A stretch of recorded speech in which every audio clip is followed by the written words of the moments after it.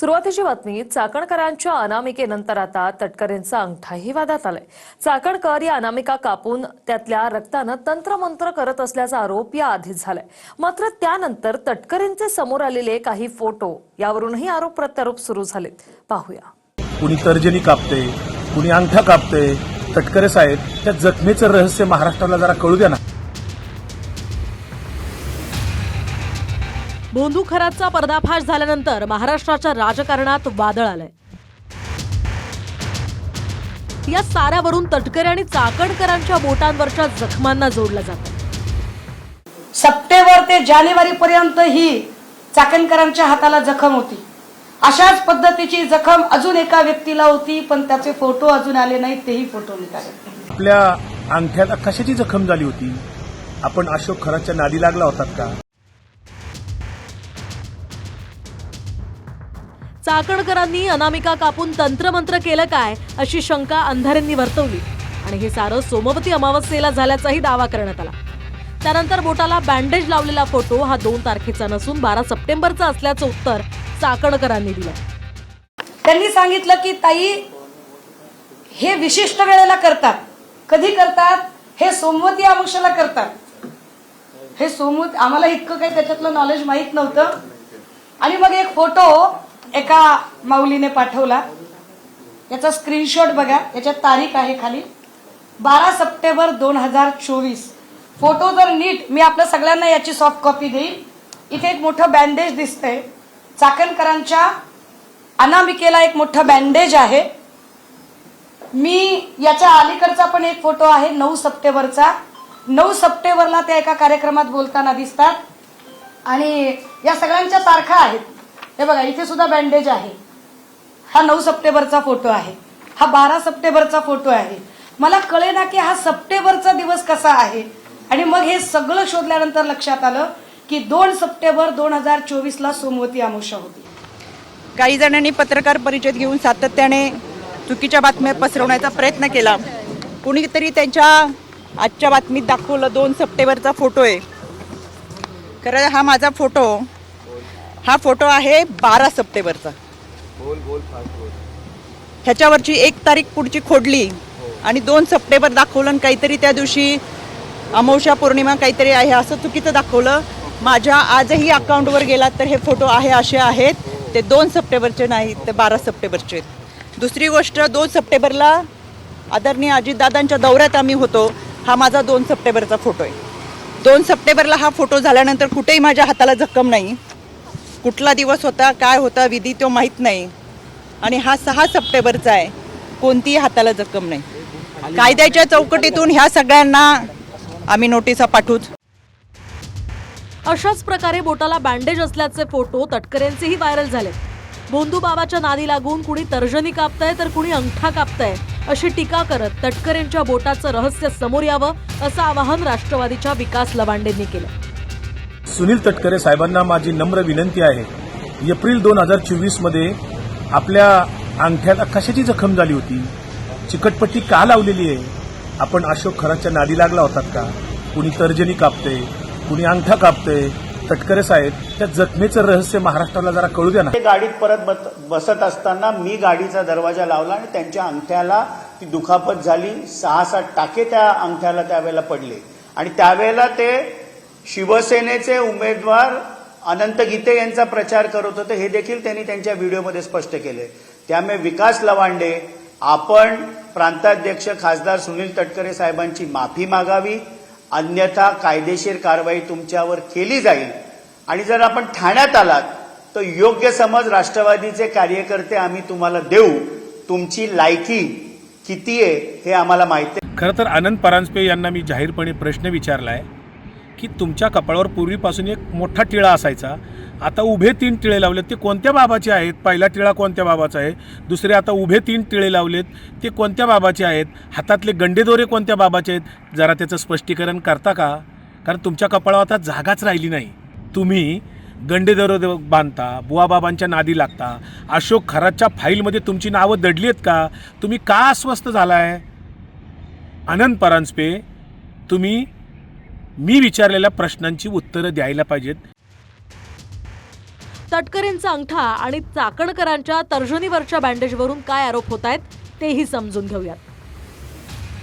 तंत्रमंत्रांच्या जगात अंगठा वा तर्जनी कापून रक्त शिंपडल्यास ऐच्छिक गोष्टी घडतात अशी अंधश्रद्धा आहे. याद्वारे वशीकरण, आकर्षण अशा तद्दन विज्ञानाला अमान्य गोष्टी शक्य केल्या जातात असाही दावा होतो. मात्र हा सारा प्रकार निव्वळ अंधश्रद्धा असून महाराष्ट्रात अशा गोष्टी करणं कायद्यानं गुन्हा आहे. आता हे अनामिका कापणे हे काय प्रकरण आहे हे मला माहीत नव्हतं. मी त्याची जरा माहिती काढायचा प्रयत्न केला. तंत्रमंत्र विद्येमध्ये हाताची अनामिका अत्यंत महत्वाची मानली जाते, कारण ती सूर्य आणि शुक्र ग्रहाशी संबंधित असून ऊर्जा वहनाचे मुख्य केंद्र एखाद्या व्यक्तीला वशीभूत करण्यासाठी केला जातो की हे बोट सूर्य म्हणजे यश आणि शुक्र म्हणजे आकर्षण यांच्याशी जोडलेले आहे, ज्यामुळे मंत्रोच्चाराद्वारे एखाद्याला आकर्षित करणे आणि यश प्राप्त करणे असा या तंत्रमंत्र विद्येचा अर्थ आहे. की एका पीडितेने सांगितलं की चाकणकर स्वतः तंत्रमंत्र विद्या करत होत्या. ही झाली आरोपांची पार्श्वभूमी. आता तटकरे आणि चाकणकरांच्या बोटांच्या बँडेजचे फोटो व्हायरल का होत आहेत तेही पाहूया. रुपाली चाकणकरांच्या अधिकृत फेसबुक अकाउंटवरच्या फोटोनुसार 9 सप्टेंबर 2024ला त्या गणेशोत्सवादरम्यान धायरीत होत्या. त्या फोटोमध्ये त्यांच्या बोटावर कोणतीही जखम नाही. मात्र 9 सप्टेंबरलाच धायरीमधल्या बहुधा एका दुसऱ्या मंडळाला जेव्हा त्या भेट देतात तेव्हा त्यांच्या बोटावर भलं मोठं बँडेज दिसतं. 9 सप्टेंबरपासून 13, 14, 15 आणि 16 असं सलग 19 सप्टेंबरपर्यंत त्यांच्या हाताला पट्टी दिसते.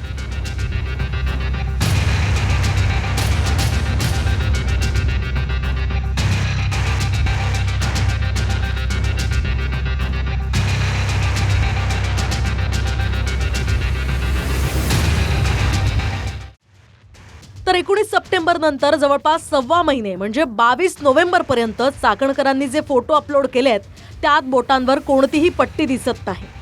नंतर मात्र पुन्हा 23 नोव्हेंबर पासून चाकणकरांना आधी ज्या बोटाला जखम दिसत होती त्याच बोटाला पुन्हा जखम होऊन पट्टी लावलेली दिसते.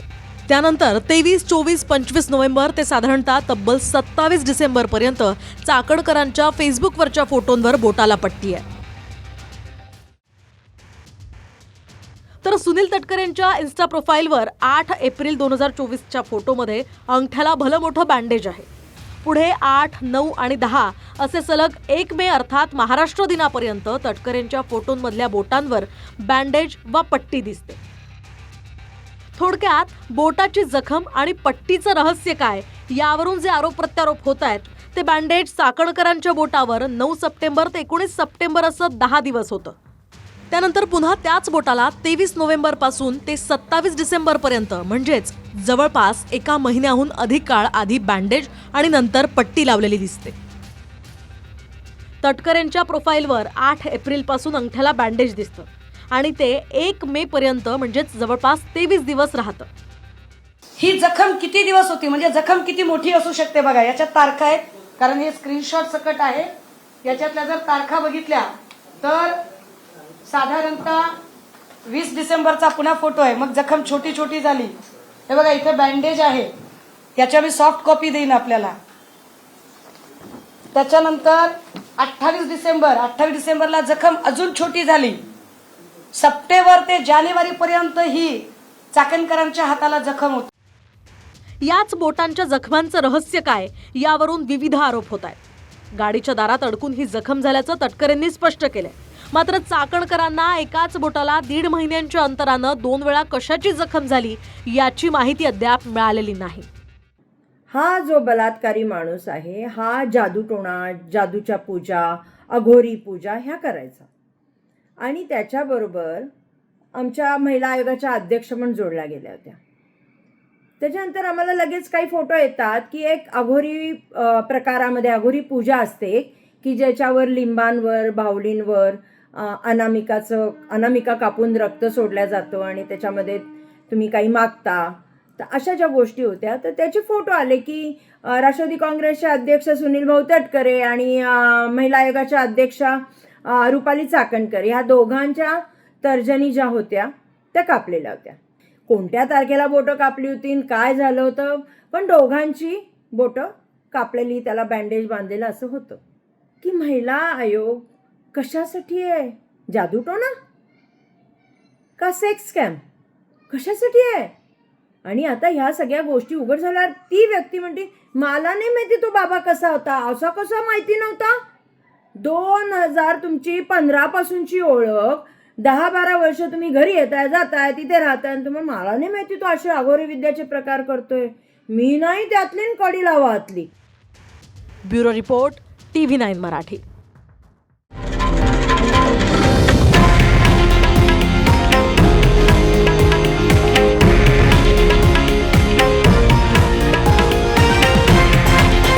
हे आहे देशातील नंबर 1 न्यूज नेटवर्क आणि आपण पाहत आहात TV9 मराठी, एकमेव.